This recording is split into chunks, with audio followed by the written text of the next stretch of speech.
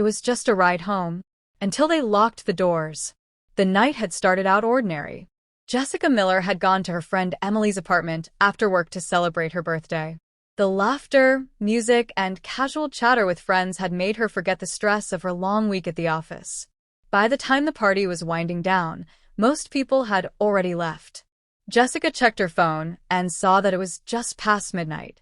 She didn't like being out too late. She lived alone in a quiet neighborhood on the edge of town, and her mother always warned her about driving so late.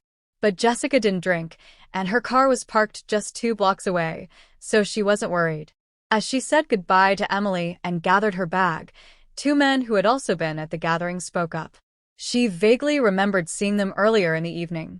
One of them, who introduced himself as Kyle, smiled and said, "Hey, where are you headed?" "We're leaving too. We can give you a ride if you want." Jessica hesitated. She was independent, usually preferring to handle things herself. But it was late, the streetlights in Emily's neighborhood didn't work very well, and she didn't love the idea of walking 2 dark blocks alone. The other man, who said his name was Brandon, added, "It's no problem. We're heading in the same direction anyway." Jessica gave them a polite smile. She didn't want to seem rude, and her upbringing had taught her to be kind and grateful. After a moment, she agreed. "Okay, thank you. I appreciate it." The 3 of them walked down the street to their car.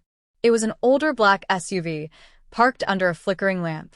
Jessica got into the back seat, clutching her purse close to her side. She told herself it was fine, just a quick ride, nothing to worry about. The car started, and at first everything seemed normal. They chatted casually about the party, about music, about how everyone knew Emily from college. Jessica answered politely but kept her eyes on the passing streets, waiting for familiar landmarks that would reassure her they were heading toward her part of town. But after about 10 minutes, her stomach began to tighten. They weren't taking the usual route. Instead of heading toward the main road, the SUV turned down a narrower street, one she didn't recognize. Jessica leaned forward slightly. I think you missed the turn. My place is actually the other way." Kyle glanced at her in the rearview mirror and gave a smile that didn't quite reach his eyes. "Don't worry. This way is faster. We know a shortcut." Jessica's instincts told her something was off. She tried to laugh it off, telling herself maybe they really did know a quicker route, but the unease gnawed at her. She pulled her phone from her purse, checking the screen. No new messages. The signal bar flickered, weak in this part of town. That was when she heard the sharp click. Brandon, in the passenger seat, had reached across and pressed the lock button. All 4 doors locked with a heavy sound that made Jessica's chest tighten. Her voice caught slightly as she asked, "Why did you lock the doors?" Neither of them answered right away. Kyle just kept driving, his hands tight on the wheel. Finally, Brandon turned slightly, his expression too calm. "Don't worry about it. It's just safer with the doors locked. You never know who's out here this late." Jessica nodded slowly, pretending to accept the explanation, but her heart was hammering. Something was very wrong. The SUV drove farther, past areas she had never seen before.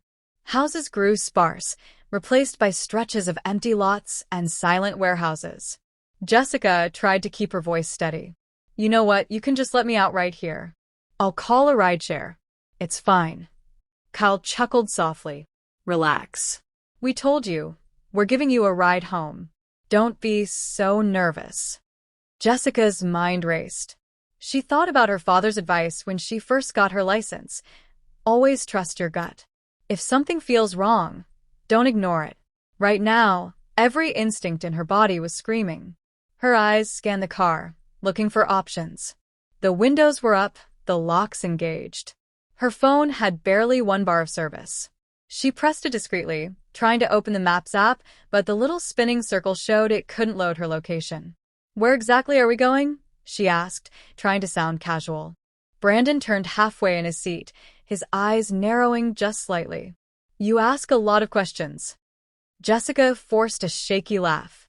"Sorry, I just get anxious at night. I like to know where I am." No one answered. The silence inside the SUV was heavier than anything she'd ever felt. Her fingers tightened around her phone, And she quickly sent a text to Emily. Not sure about these guys. Locked the doors. Please call me. She hit send, praying it would go through despite the weak signal. The SUV slowed suddenly as it turned into a dimly lit road near an abandoned industrial park. Jessica's breathing quickened. She knew she had to do something before it was too late. Her eyes landed on the handle of the rear door. Maybe the locks weren't childproof. Maybe she could yank it open. Her heartbeat roared in her ears as she silently prepared. But just then, her phone buzzed loudly. Emily was calling her back. Jessica answered quickly, her voice trembling. "Hey, Emily," she said, forcing cheer into her tone.